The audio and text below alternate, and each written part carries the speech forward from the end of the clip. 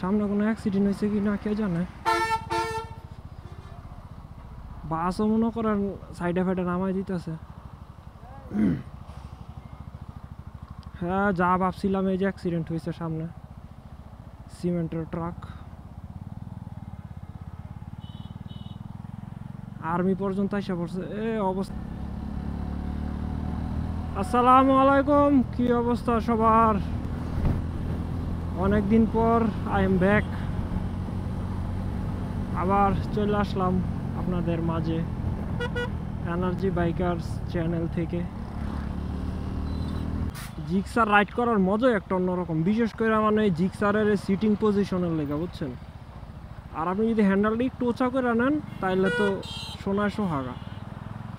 আসলে যে দেখতে পারতেছেন এটার সিটিং পজিশনটা মানে একেবারে অনেক কমফোর্টেবল। আর মনে হয় যে কি মানে দুই পা দিয়ে আর কি একদম রিল্যাক্সভাবে ধরা যায়, তো এই কারণে ব্যালেন্সটা ভালো পাওয়া যায়। অনেক সময় দেওয়া যায় কি অনেক বাইকের সিটিং পজিশনটা একটু উঁচা থাকে বা ট্যাঙ্কের লেভেলে থাকে, তো ওই ক্ষেত্রে দেওয়া যায় কি মানে একটা কেমন যেন লাগে, মনে হয় যে হাওয়ায় বাইসে রয়েছে এরকম। বাট জিক্সারেরটা একটু ডাউন সিটিং পজিশনটা আর কি একটু নিচে, বুঝছেন। তো ওই কারণে মনে হয় যে একদম মাঝামাঝি অবস্থানে বসে রয়েছি, আর পা দুইটা দিয়ে তো রিল্যাক্সে মানে চাপ দিয়া দুইটা রাখা যায় বডিতে, তো এই কারণে গ্রিপটা ভালো পাওয়া যায়। আসলে বাইকের মধ্যে যদি আপনি বইসা কমফোর্টেবল না হইতে পারেন তাহলে আপনি চালায় মজা পাইবেন না।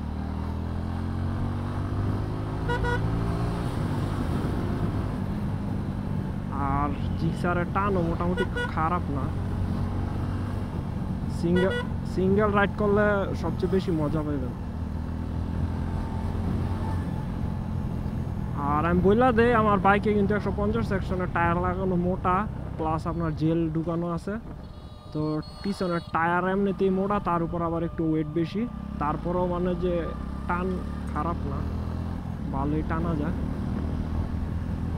আর আমি একটা মানে একটু মানে আমি বাইক নিয়ে আমার এই বাইকটা নিয়ে অনেক মানে একটু খোঁচাখুচি করতে পছন্দ করি। খোঁচাখুচি বলতে মানে একটু ক্রিয়েটিভিটি, একটু এক্সপেরিমেন্ট করতে বেশি পছন্দ করি, যে কোনটা করলে কি করা যায়। তো এই ক্ষেত্রে আমি আপনার বাইকের এয়ার ফ্লোর ক্ষেত্রেও একটা ছোট কারসাজি করছি। তো আইডাল আরপিএমে মোটামুটি টানটা ওই রকম বোঝা যায় না, বাট যখন 3-4 হাজার আরপিএম ক্রস করে ফেলে তখন মানুষ একটা বাড়ি দিয়ে যে একটা দৌড় দেয় গাড়ি, ওটা মানে পুরো ফিল করা যায়। আপনার আইডাল আরপিএমে যদি আপনি হালকা থটল দেন মনে হবে যে গাড়ি জাম হয়ে রয়েছে, বাট যখন 3-4 হাজার ক্রস করবেন আপনার যে একটা বাড়ি দিব, মানে ওটা আর কি ধাক্কা দিয়া মানে একবারে বুলেট হয়ে যায় সেকেন্ডের মধ্যে, কচ্ছপের থেকে খরগোশ হয়ে যায় এমন অবস্থা। তো আইসা পড়ছি হাইওয়েতে, এটা হচ্ছে মদনপুর হাইওয়ে।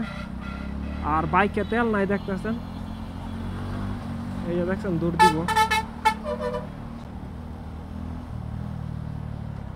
বাইকে তেল নাই, মাত্র এক দাগ আছে, তো আগে তেল লোড করবো তারপর হাইওয়েতে রওনা দিব।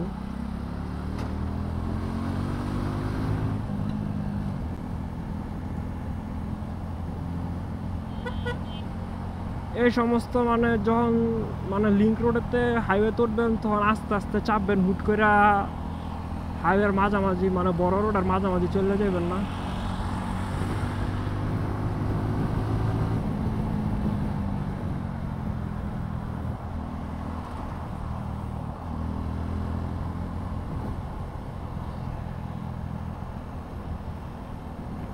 সামনে একটা ইউটার্ন আছে, ইউটার্নটা নিয়ে এখন বরাবর যাইতেছি, এটা ঢাকার দিকে চলে যাবো, বাট আমি সামনে যে একটা ইউটার্ন নিব তারপর কুমিল্লার দিকে।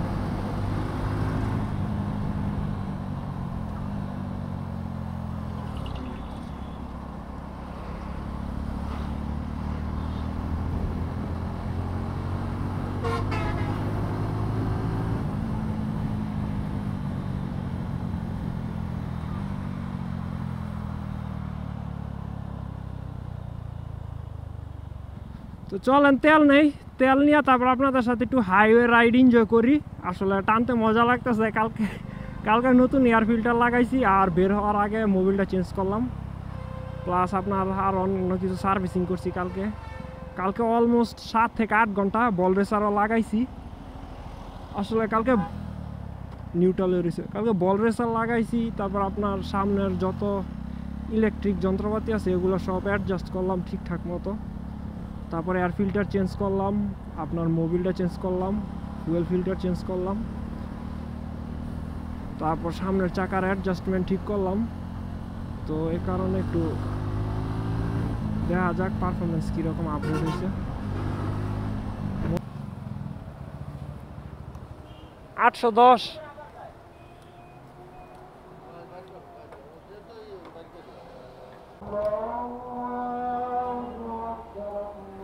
ভাবছিলাম 10টা মনে হয় ভাঙতি আছে, এখন দিয়ে 10টা ভাঙতি নেই।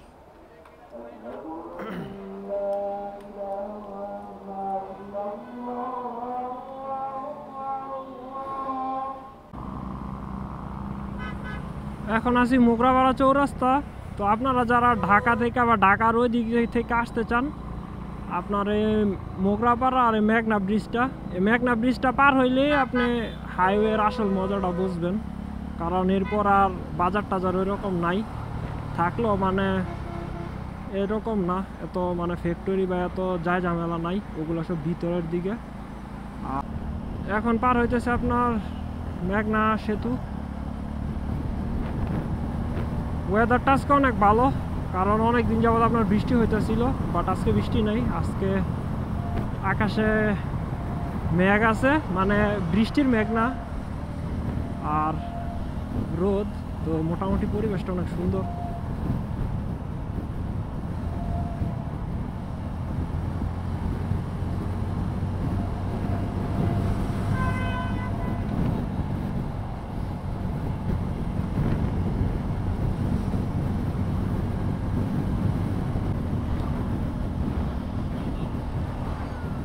আসলে বাসের পিছনে থাকলে মোটামুটি একটু ডিস্টেন্স নিয়ে থাকবেন। আর যে কোনো বাস না, শুধু যে কোনো গাড়ি যদি আপনি ফলো করেন, যে কোনো এক সাইডটা ফলো রাখবেন, যাতে আপনার লুকিং গ্লাসে দেখা যায় আর আপনি ওই গাড়ির মানে যে কোনো এক চাকা বরাবর থাকবেন। কারণ মনে করেন এই সকল 4 চাকার গাড়ি কি করে, আপনার গাতা টাতা থাকলে মনে করেন 4 চাকার মাঝখানে ফালায় দেয়। তো আপনি যদি মাঝামাঝি দিয়ে রাইড করতে থাকেন, তাহলে আপনি তো আর সামনে কি আছে দেখতেছেন না। তো আপনি মনে করেন ওই গাতা মাইরা দিবেন, পরে আপনার একটা ভয়াবহ একটা অ্যাক্সিডেন্ট হওয়ার সম্ভাবনা থাকে।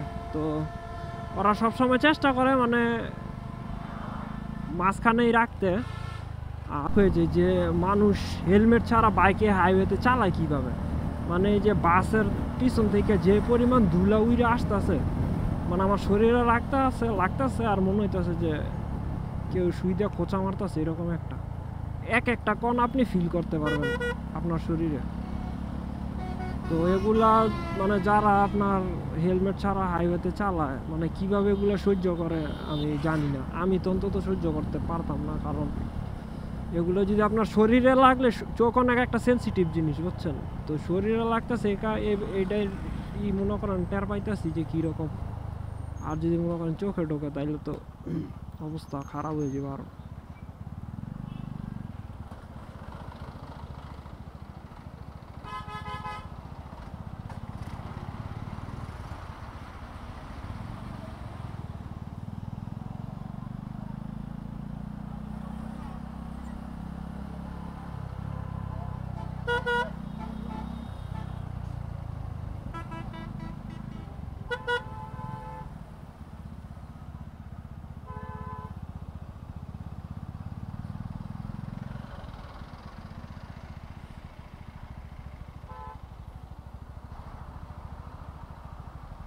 যানজট থেকে বের হয়ে ওই যে দেন বাস যানজট সহ্য করতে না পাইরা সাইডে নামাই দিতেছে।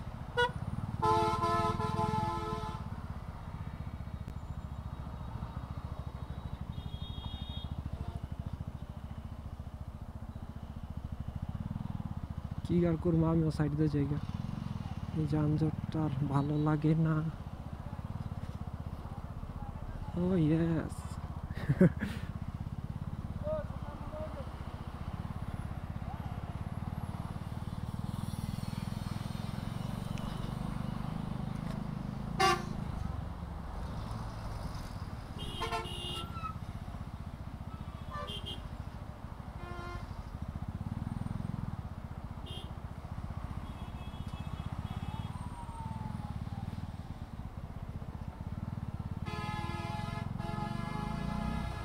বাইক থাকলে এটাই মানে একটা সুবিধা, চিপা চাপাটা বের হয়ে যাওয়া যায়।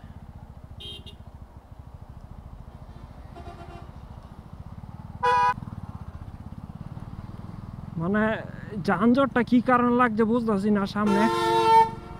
সামনে কোনো অ্যাক্সিডেন্ট হয়েছে কি না কে জানে। বাসও মনে করেন সাইডে ফাইডে নামাই দিতেছে। হ্যাঁ, যা ভাবছিলাম এই যে অ্যাক্সিডেন্ট হয়েছে সামনে, সিমেন্টের ট্রাক।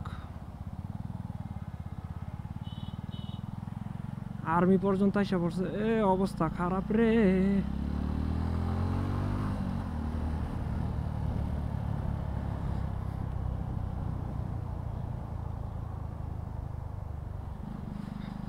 সামনে সিমেন্টের গাড়ি অ্যাক্সিডেন্ট হয়েছে।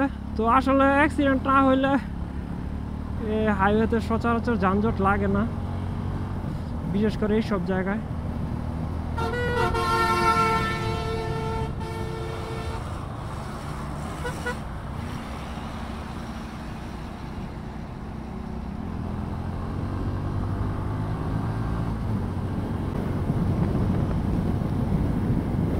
তো আল্লাহ হাফেজ, সবাই ভালো থাকবেন, সুস্থ থাকবেন।